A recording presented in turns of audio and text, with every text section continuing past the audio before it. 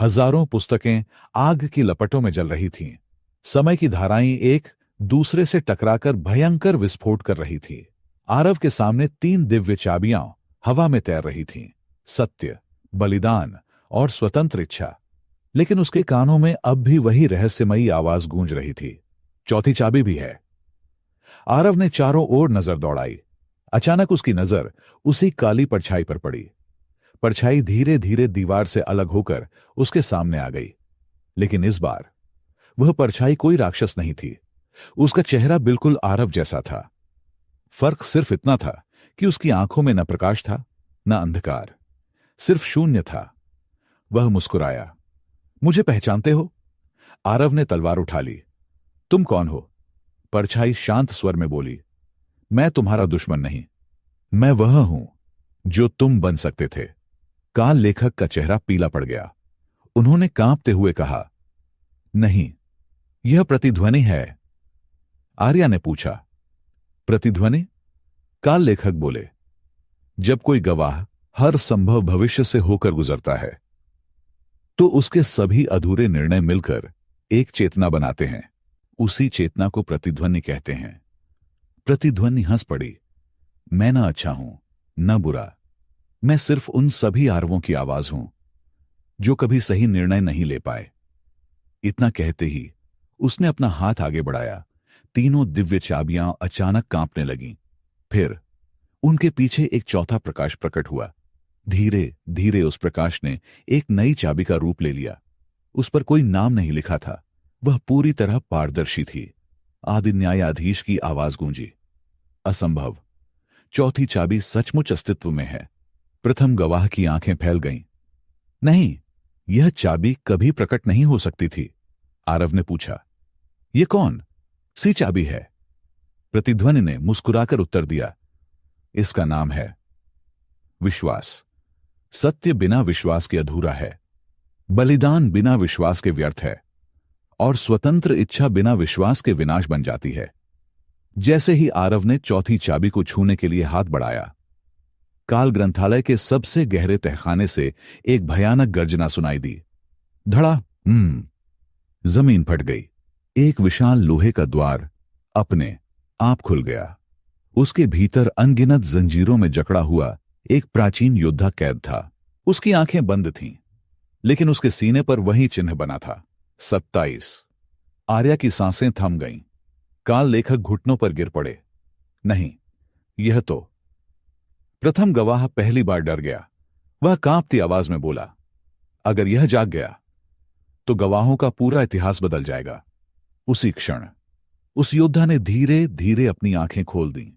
उसकी पहली नजर सीधे आरव पर पड़ी और उसने मुस्कुराकर कहा, बहुत देर कर दी। मैं हजारों वर्षों से तुम्हारा इंतजार कर रहा था आरव। पूरे ग्रंथालय में सन्नाटा छा गया। आरव ने हैरानी से पूछा, तुम कौन हो?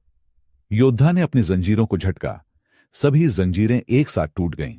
फिर उसने शांत लेकिन रहस्यमयी स्वर में कहा, मैं हूं पहला गवाह नंबर 27। पूरा ब्रह्मांड मानो एक पल के लिए थम गया। पूरा काल ग्रंथालय एक पल के लिए शांत हो गया। आरव की आंखें सामने खड़े उस रहस्यमयी योद्धा पर टिक गईं। उसके सीने पर चमक रहा था। 27। आरव ने धीरे से कहा, यह असंभव है। गवाह नंबर 27 तो मैं हूं। योद्धा हल्का सा मुस्कुराया, नहीं आरव, तुम वर्तमान के गवाह नंबर 27 हो। बस, लेकिन मैं वह पहला 27 हूं जिसकी कहानी इतिहास से मिटा दी गई थी। यह सुनते ही काल लेखक ने अपनी नजरें झुका लीं। प्रथम गवाह पीछे हट गया। यह पहला अवसर था जब उसके चेहरे पर भय साफ दिखाई दे रहा था। आर्या ने पूछा, इतिहास से किसी को कैसे मिटाया जा सकता है? पहले गवाह नंबर 27 ने अपना हाथ आगे बढ़ाया। हवा में एक विशाल प्रकाशपट उभर आया। उसमें हजारों वर्ष पुराना दृश्य दिखाई देने लगा। एक समय ऐसा था जब गवाहों की संख्या केवल 1 से 26 तक थी। तभी एक योद्धा ने नियमों को बदलने की मांग की। वह कहता था, गवाह केवल सत्य नहीं देखेगा, वह सत्य को बदलने का अधिकार भी रखेगा। वह योद्धा, यही पहला गवाह नंबर 27 था। आदि न्यायाधीश ने उसकी बात ठुकरा दी, लेकिन प्रथम गवाह ने उसका साथ दिया। कुछ समय तक दोनों साथ लड़े। फिर एक दिन दोनों के रास्ते अलग हो गए। प्रथम गवाह शक्ति चाहता था, जबकि पहला 27 स्वतंत्रता। प्रकाश पट टूट गया। आरव ने पूछा, फिर तुम्हें कैद क्यों किया गया? पहले गवाह नंबर 27 ने गहरी सांस ली। क्योंकि मैंने एक ऐसा रहस्य जान लिया था जिसे कोई नहीं जान सकता था। प्रथम गवाह गुस्से से चिल्लाया, चुप रहो, वह सच मत बताना। लेकिन अब बहुत देर हो चुकी थी। पहले 27 ने आरव की ओर देखा। आरव, आदि न्यायाधीश ने सृष्टि नहीं बनाई। पूरा ग्रंथालय सन्नाटे में डूब गया। काल लेखक के हाथ से उनकी पुस्तक गिर गई। आर्या अविश्वास में खड़ी रह गई। आरव ने कांपते हुए पूछा, तो सृष्टि किसने बनाई? पहले 27 ने उत्तर दिया, जिसका नाम किसी पुस्तक में नहीं लिखा, जिसे काल भी नहीं बांध सकता, जिसे केवल मौन कहा जाता है। इतना कहते ही पूरे ग्रंथालय में एक ऐसी शांति फैल गई कि किसी की सांसों की आवाज भी सुनाई देने लगी। तभी आकाश में एक सफेद दरार खुली। उस दरार से न प्रकाश निकला, न अंधकार, सिर्फ गहरा मौन। और उसी मौन से एक आवाज आई, तुमने वह सत्य बोल दिया जिसे अभी छिपा रहना चाहिए था। अचानक पहले गवाह नंबर 27 के सीने में चमकता हुआ 27 का चिन्ह टूटने लगा। उसका शरीर धीरे धीरे प्रकाश में बदलने लगा। आरव उसकी ओर दौड़ा। नहीं, तुम्हें क्या हो रहा है? पहले 27 ने मुस्कुराकर आरव का हाथ पकड़ लिया। मैं समाप्त नहीं हो रहा। मैं अपना उत्तराधिकार तुम्हें सौंप रहा हूं। उसने अपनी हथेली आरव के सीने पर रख दी। उसी क्षण दोनों के 27 चिन्ह एक साथ चमक उठे। एक प्रचंड ऊर्जा पूरे ग्रंथालय में फैल गई। आरव की चेतना के भीतर एक नया द्वार खुल गया। उस द्वार पर लिखा था, अंतिम स्मृति। काल लेखक घबराकर चिल्लाए, नहीं, अगर अंतिम स्मृति खुल गई तो आरव को वह सच पता चल जाएगा जिसे जानने के बाद कोई भी गवाह पहले जैसा नहीं रहता। उसी समय प्रथम गवाह ने अपने काले राजदंड से उस द्वार पर हमला कर दिया। लेकिन वार होने से पहले द्वार अपने आप खुल गया। अंदर से एक मासूम आवाज आई, आरव, घर चलो। वह आवाज आरव की मां की थी, लेकिन उसकी मां तो वर्षों पहले मर चुकी थी। आरव की आंखों से आंसू बह निकले और वह उस रहस्यमयी द्वार की ओर एक कदम बढ़ा, बिना यह जाने कि उसके उस एक कदम से पूरी सृष्टि का भविष्य बदलने वाला है। अंतिम स्मृति। पूरा काल ग्रंथालय मौन हो चुका था। आरव की आंखों के सामने अंतिम स्मृति का द्वार खुला हुआ था। भीतर से उसकी मां की वही परिचित आवाज आ रही थी, आरव, घर चलो बेटा। आर्या ने उसका हाथ पकड़ लिया। भैया रुको, मुझे कुछ ठीक नहीं लग रहा। लेकिन आरव जैसे किसी अदृश्य शक्ति के प्रभाव में था। उसने धीरे धीरे अपना हाथ छुड़ाया और उस द्वार के भीतर प्रवेश कर गया। एक भूला हुआ संसार। अगले ही पल आरव ने खुद को एक छोटे से गांव में पाया। वही घर, वही आंगन, वही नीम का पेड़ जहां उसने अपना बचपन बिताया था। उसकी मां रसोई में थी, पिता दरवाजे पर बैठे मुस्कुरा रहे थे। सब कुछ वैसा ही था, जैसे कभी बदला ही ना हो। आरव की आंखों से आंसू बह निकले। क्या यह सच है? तभी उसकी मां उसके पास आई। उन्होंने उसके सिर पर हाथ रखा। नहीं बेटा, यह तुम्हारी सबसे कीमती स्मृति है। आरव चौंक गया। आप जानती हैं कि मैं कौन हूं? मां मुस्कुराई। हर मां अपने बेटे को हर जन्म में पहचान लेती है। इतना सुनते ही आरव फूट फूट कर रो पड़ा। लेकिन तभी पूरे घर की दीवारों में दरारें पड़ने लगीं। आकाश काला होने लगा। मां का चेहरा गंभीर हो गया। समय बहुत कम है। तुम्हें वह बात जाननी होगी जो किसी ने नहीं बताई। उन्होंने एक पुराना लकड़ी का संदूक खोला। उसमें एक कपड़ा रखा था। जब कपड़ा हटाया गया तो उसके नीचे एक प्राचीन लॉकेट रखा था। उस पर लिखा था, गवाह नंबर 54। आरव का दिल जोर से धड़कने लगा। 54? लेकिन गवाह तो सिर्फ 27 थे। मां ने गहरी सांस ली। यही सबसे बड़ा झूठ था। सृष्टि में केवल 27 नहीं, कुल 54 गवाह बनाए गए थे। 27 प्रकाश के और 27 छाया के। जब दोनों संतुलन में रहते थे तभी ब्रह्मांड सुरक्षित रहता था। आरव स्तब्ध रह गया। उसे समझ आने लगा कि क्यों हर बार प्रकाश और अंधकार एक दूसरे से जुड़े हुए लगते थे। तभी मां ने वह लॉकेट आरव के हाथ में रख दिया। जैसे ही आरव ने उसे छुआ, पूरे ब्रह्मांड में भयंकर कंपन होने लगा। काल ग्रंथालय की सभी पुस्तकें एक साथ खुल गईं। हर पन्ने पर लिखे शब्द बदलने लगे। काल लेखक घबराकर चिल्लाए, नहीं, 54 वहां गवाह जाग रहा है। प्रथम गवाह पहली बार पूरी तरह भयभीत दिखाई दिया। वह कांपती आवाज में बोला, अगर छाया के सभी गवाह लौट आए तो न प्रकाश बचेगा न अंधकार। उसी समय आरव की मुट्ठी में रखा 54 वाला लॉकेट 2 हिस्सों में टूट गया। उसमें से आधा भाग आरव के पास रह गया और दूसरा आधा किसी अनजान स्थान की ओर उड़ गया। दूर एक बर्फीले पर्वत के भीतर हजारों वर्षों से जमी हुई बर्फ अचानक टूटने लगी। एक विशाल पत्थर का द्वार खुला। अंदर सैकड़ों योद्धा पत्थर की मूर्तियों की तरह खड़े थे। जैसे ही लॉकेट का आधा हिस्सा वहां पहुंचा, उनकी आंखें एक एक करके खुलने लगीं। सबने एक साथ कहा, छाया के गवाह अपने स्वामी की प्रतीक्षा में हैं। उसी क्षण एक लंबा रहस्यमय योद्धा आगे बढ़ा। उसके गले में लॉकेट का दूसरा आधा हिस्सा चमक उठा। उसने धीरे धीरे अपना चेहरा रोशनी में लाया और मुस्कुराकर कहा, आखिरकार मेरा भाई मुझे ढूंढ ही लिया। आरव चौंक गया। भाई? रहस्यमय योद्धा ने उत्तर दिया, हां आरव, मैं हूं गवाह नंबर 54। और उसी पल पूरा ब्रह्मांड 2 हिस्सों में बंटता हुआ दिखाई देने लगा। एपिसोड 18 में गवाह नंबर 54 की असली पहचान। क्या वह सचमुच आरव का भाई है या कोई भ्रम? छाया के 27 गवाहों का उद्देश्य क्या है? और पहली बार प्रकाश और छाया के गवाह आमने सामने होंगे। उस रहस्यमयी पर्वत के भीतर हजारों वर्षों से बंद पड़ा छाया लोक जाग चुका था। विशाल पत्थर के द्वार पूरी तरह खुल गए। दोनों ओर खड़े सैकड़ों छाया योद्धा एक साथ अपने घुटनों पर बैठ गए। उनकी आवाज पूरे पर्वत में गूंज उठी, जय हो गवाह नंबर 54। आरव, आर्या, काल लेखक, कालेश्वर और प्रथम गवाह उस दृश्य को काल ग्रंथालय के दिव्य दर्पण में देख रहे थे। रहस्यमयी योद्धा धीरे धीरे आगे बढ़ा। उसके गले में चमक रहा आधा लॉकेट अचानक आरव के हाथ में मौजूद आधे लॉकेट से जुड़ने लगा। दोनों टुकड़ों के बीच काली और सुनहरी ऊर्जा का पुल बन गया। अचानक आरव के मन में अजीब अजीब दृश्य चमकने लगे।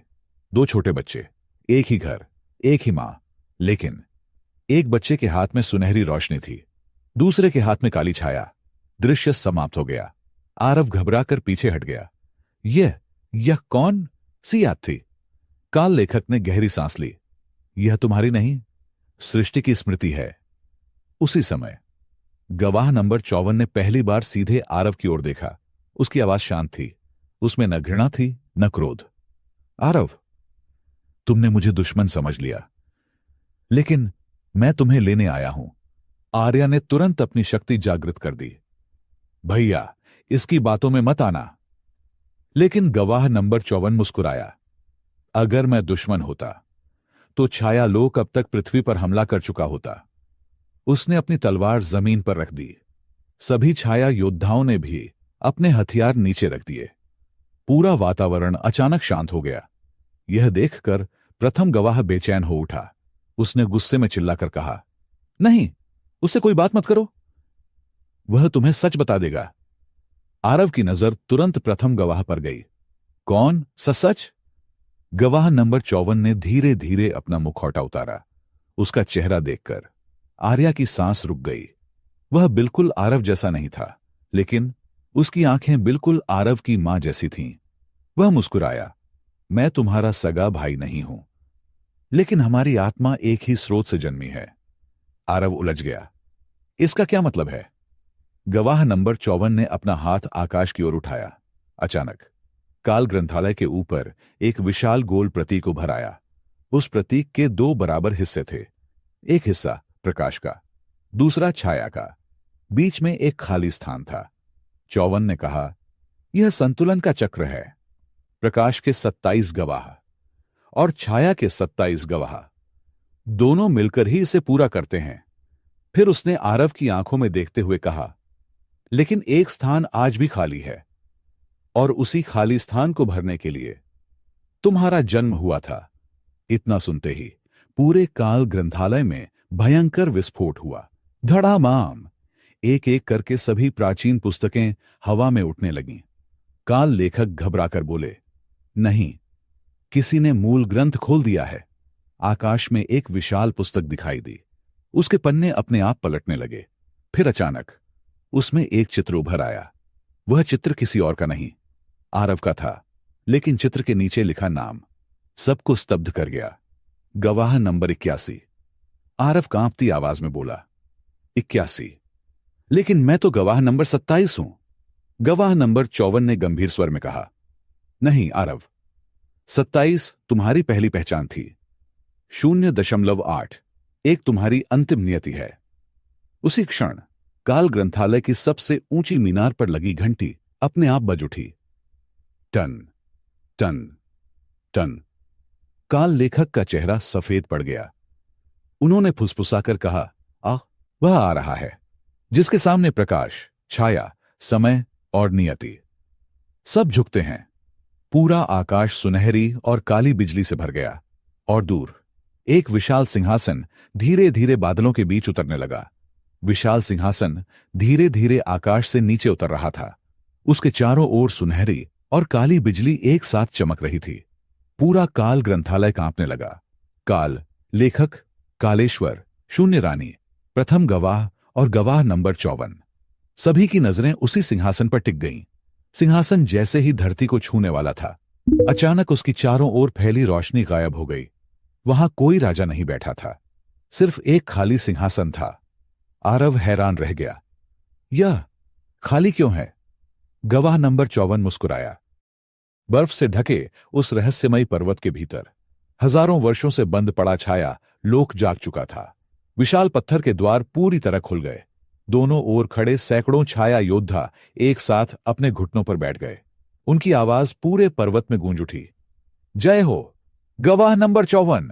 आरव, आर्या, काल लेखक, कालेश्वर और प्रथम गवाह उस दृश्य को काल ग्रंथालय के दिव्य दर्पण में देख रहे थे।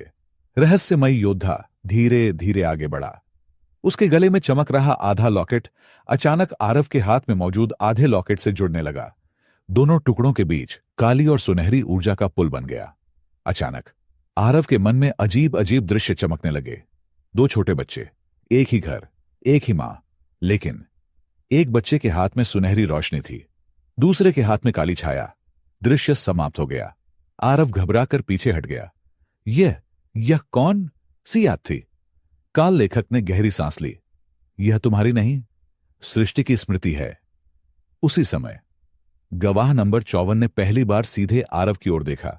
उसकी आवाज शांत थी, उसमें न घृणा थी न क्रोध। आरव, तुमने मुझे दुश्मन समझ लिया, लेकिन मैं तुम्हें लेने आया हूं। आर्या ने तुरंत अपनी शक्ति जागृत कर दी। भैया, इसकी बातों में मत आना। लेकिन गवाह नंबर 54 मुस्कुराया। अगर मैं दुश्मन होता तो छाया लोक अब तक पृथ्वी पर हमला कर चुका होता। उसने अपनी तलवार जमीन पर रख दी। सभी छाया योद्धाओं ने भी अपने हथियार नीचे रख दिए। पूरा वातावरण अचानक शांत हो गया। यह देखकर प्रथम गवाह बेचैन हो उठा। उसने गुस्से में चिल्लाकर कहा, नहीं, उससे कोई बात मत करो, वह तुम्हें सच बता देगा। आरव की नजर तुरंत प्रथम गवाह पर गई। कौन? सच? गवाह नंबर 54 ने धीरे धीरे अपना मुखौटा उतारा। उसका चेहरा देखकर आर्या की सांस रुक गई। वह बिल्कुल आरव जैसा नहीं था, लेकिन उसकी आंखें बिल्कुल आरव की मां जैसी थीं। वह मुस्कुराया। मैं तुम्हारा सगा भाई नहीं हूं, लेकिन हमारी आत्मा एक ही स्रोत से जन्मी है। आरव उलझ गया। इसका क्या मतलब है? गवाह नंबर 54 ने अपना हाथ आकाश की ओर उठाया। अचानक काल ग्रंथालय के ऊपर एक विशाल गोल प्रतीक उभर आया। उस प्रतीक के दो बराबर हिस्से थे। एक हिस्सा प्रकाश का, दूसरा छाया का। बीच में एक खाली स्थान था। 54 ने कहा, यह संतुलन का चक्र है। प्रकाश के 27 गवाह और छाया के 27 गवाह दोनों मिलकर ही इसे पूरा करते हैं। फिर उसने आरव की आंखों में देखते हुए कहा, लेकिन एक स्थान आज भी खाली है, और उसी खाली स्थान को भरने के लिए तुम्हारा जन्म हुआ था। इतना सुनते ही पूरे काल ग्रंथालय में भयंकर विस्फोट हुआ। धड़ामाम!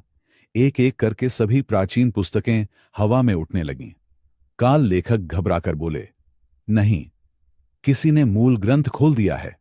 आकाश में एक विशाल पुस्तक दिखाई दी। उसके पन्ने अपने आप पलटने लगे। फिर अचानक उसमें एक चित्र उभर आया। वह चित्र किसी और का नहीं, आरव का था, लेकिन चित्र के नीचे लिखा नाम सबको स्तब्ध कर गया। गवाह नंबर 81। आरव कांपती आवाज में बोला, 81? लेकिन मैं तो गवाह नंबर 27 हूं। गवाह नंबर 54 ने गंभीर स्वर में कहा, नहीं आरव, 27 तुम्हारी पहली पहचान थी।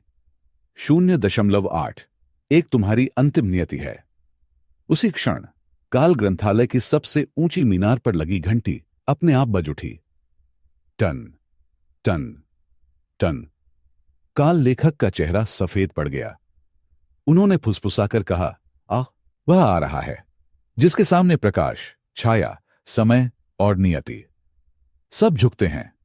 पूरा आकाश सुनहरी और काली बिजली से भर गया और दूर एक विशाल सिंहासन धीरे धीरे बादलों के बीच उतरने लगा। विशाल सिंहासन धीरे धीरे आकाश से नीचे उतर रहा था।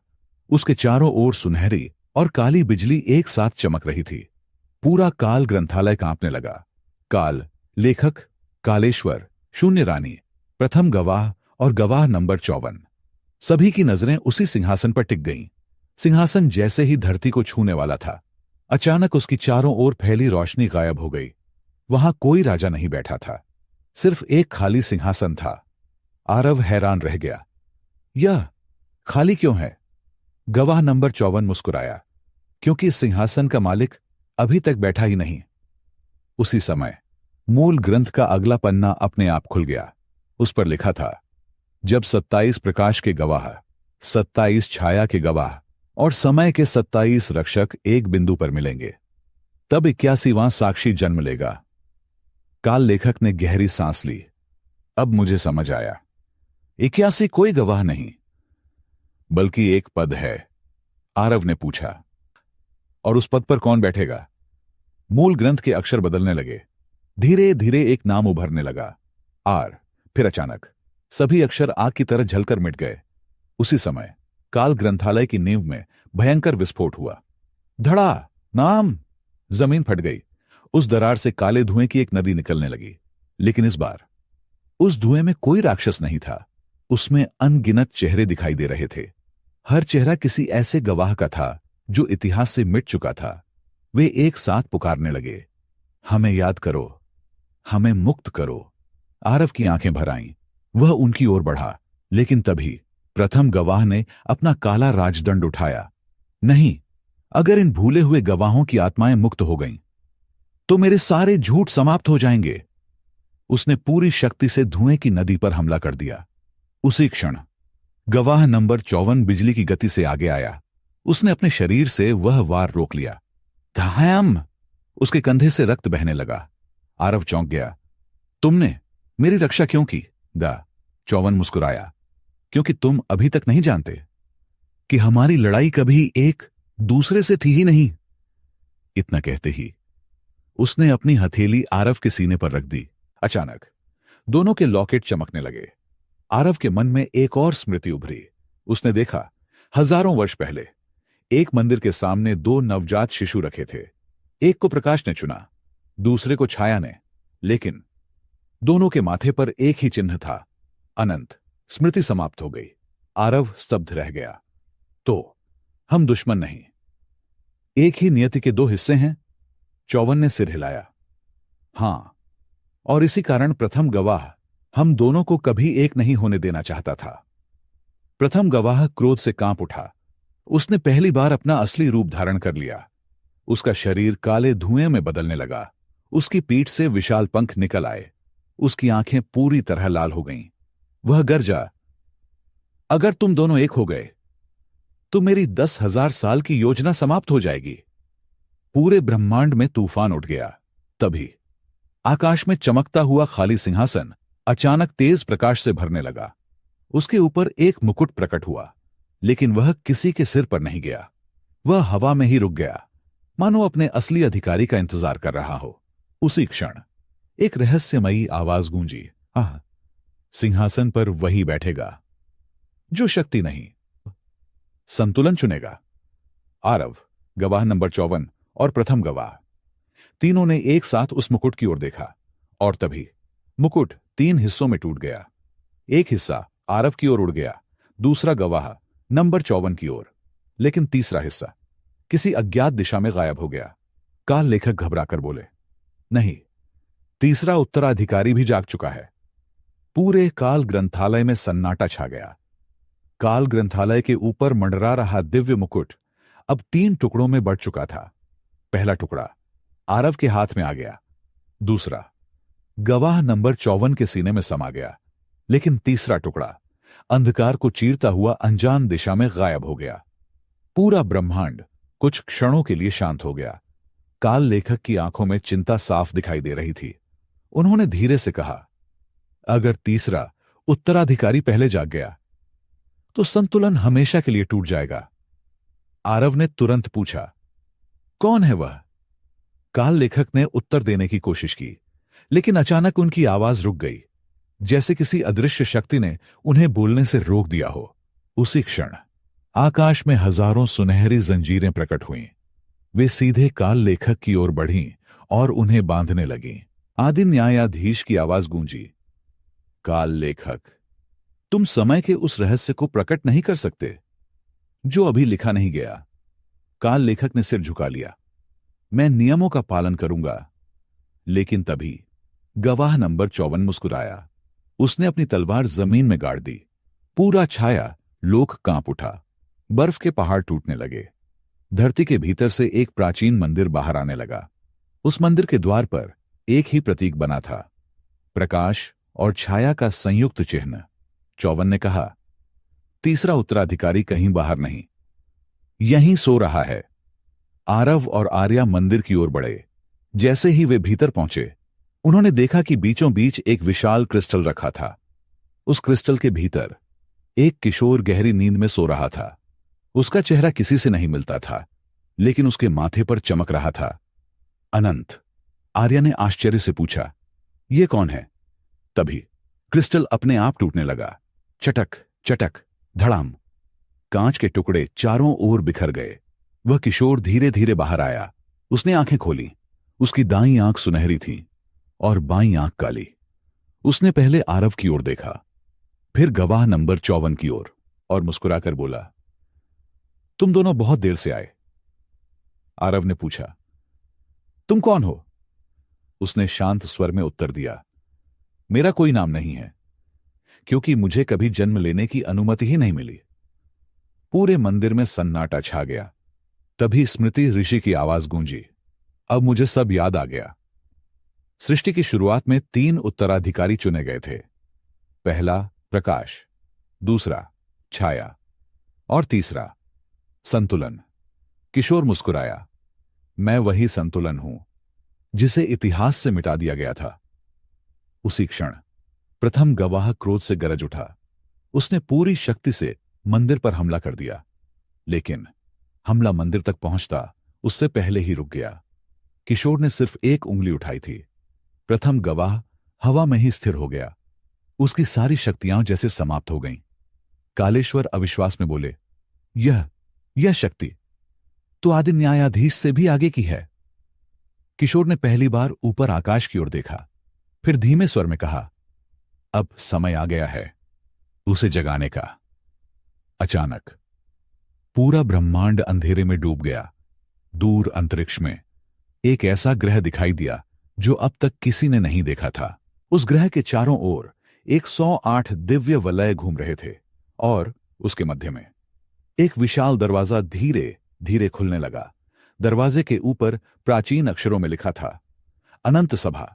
किशोर ने गंभीर स्वर में कहा, वहीं बैठे हैं वे 12 महागवाह जिन्होंने पहली बार सृष्टि के नियम बनाए थे। आरव, आर्या, गवाह नंबर 54 और सभी योद्धा स्तब्ध रह गए, क्योंकि अब तक वे समझते थे कि आदि न्यायाधीश सबसे बड़ी सत्ता है। लेकिन अब कहानी एक और भी विशाल रहस्य की ओर बढ़ चुकी थी। एपिसोड 19 में अनंत सभा का प्रवेश, 12 महागवाहों का परिचय, आदि न्यायाधीश का वास्तविक अतीत, और पहली बार पता चलेगा कि गवाह नंबर 27 की भविष्यवाणी किसने लिखी थी।